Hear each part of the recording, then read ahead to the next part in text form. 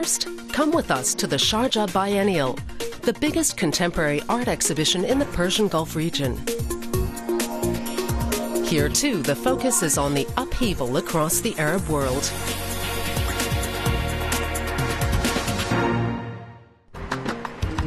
Compared to Dubai, Sharjah is home to less of a construction boom, less oil, and fewer tourists. But what it does have is a lively art scene.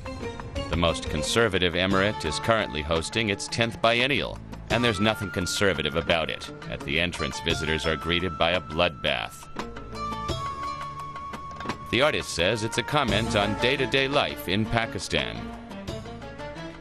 I noticed that when there's a place which is full of life, which is a market or bazaar or some street or any public place, and when there's a blast, immediately in a second it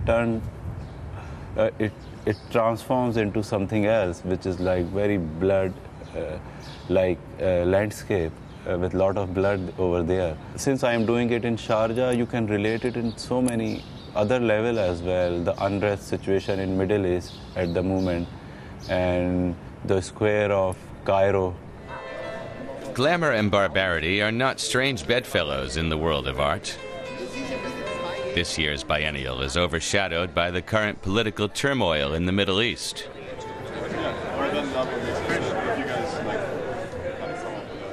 Revolution, civil war, and restricted freedom.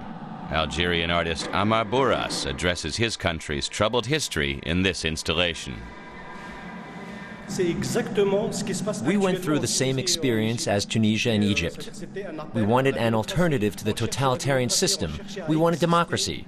Back then we believed that we had to accept our differences in order to live together.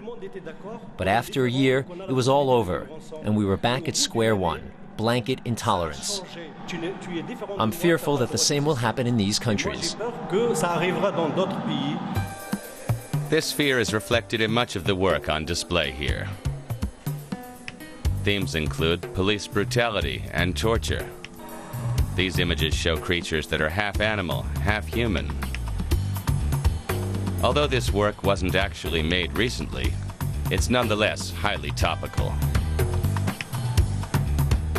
A map that documents the flood of refugees from northern Africa to Europe.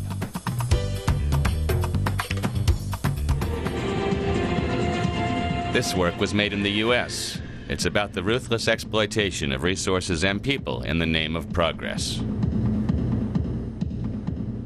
The UAE's ostentatious luxury comes at a price. Its wealth comes from oil, but the vast majority of the population doesn't benefit. Workers who come from India, Pakistan, and Bangladesh are badly paid and have no rights. A controversy over workers' rights has been brewing in the city of Abu Dhabi, sparked by plans to build a Guggenheim on Saadiyat Island, a brand new commercial, residential, and leisure project.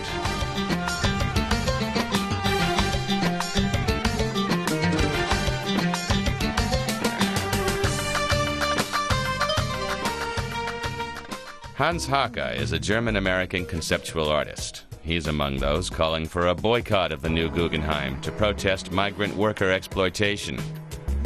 He's currently exhibiting a work in Sharjah that features an Arabic translation of the liberty, equality, fraternity motto of the French Revolution. It's a warning against Islamophobia and a dig at dictatorial Arab regimes.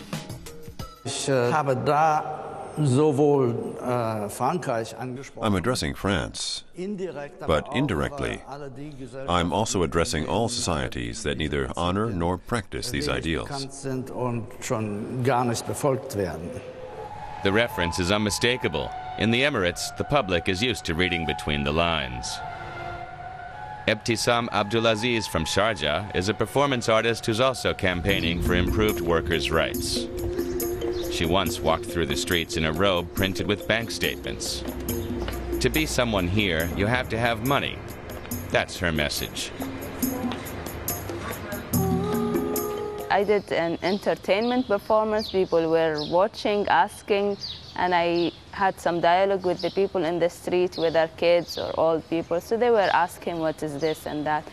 And then I was pretending like I'm one of those very poor people who are sitting outside in the garbage eating anything. So I was doing and practicing their life in a way. So I felt bad about them. Plus, they feel that somebody is sharing their problem with them. In her latest work, she explores constraints placed upon women. Those things affect us. And I think, yeah, it's the time to talk about those issues in our work, whether me talking about women's rights or political things. The Emirate is still deeply traditional. Religion permeates everyday life. Alcohol is banned, and the dress code is strict. But change is finally beginning to come to Sharjah, not least thanks to local artists who are pushing the boundaries of convention. Behind this opulent wall hanging are blocks of sharp needles. It's by Pakistani artist Aisha Khalid. It's about the danger of failing to see behind the surface and recognize what's really happening. The artist relates this idea to Western intervention in trouble spots around the world. I think they should not interfere in any problem. They should just let them resolve their own problem. They just let them be free. The backdrop for this piece, called Home on Neutral Ground by Lebanese artist Rayana Tabet, is Sharjah's cricket stadium. A year ago, this became the Afghan national team's home stadium. Tabet has redesigned it especially for the biennial. A vast image covers the ground, an enlarged Google Earth picture of an Afghan landscape. He too says that as an artist, it's impossible to ignore the ongoing political upheaval in the Arab world. When all these tensions are happening, I think it's hard to be on the side, and it's hard to be an observer. I think you have to be part, some way, somehow, of what is happening. The Sharjah Biennial has never been so political. Sometimes art can be as much a vehicle for change as public demonstrations.